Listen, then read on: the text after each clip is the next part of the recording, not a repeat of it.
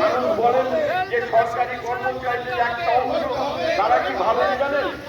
সারের কালোবাজারের থেকে শুরু করে আমরা বিভিন্ন সময় সংগ্রাম আন্দোলন করে থাকি। কনভেনশনে এবার বলবেন ভারতের গণতান্ত্রিক মহিলা সমিতি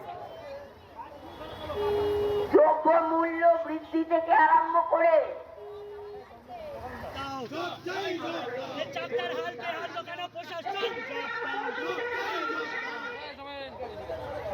সমস্ত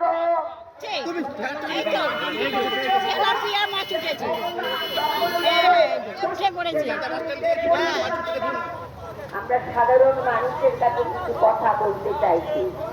রাস্তায় জল সামনে, হ্যাঁ, আপনারা যারা এখানে আছেন প্রশাসনে আপনারা বলতেই পারেন যে এই জল আগেও হতো, হ্যাঁ জল আগেও হতো, কিন্তু আজকের কর্মসূচিকে সমর্থন জানিয়েছে এবং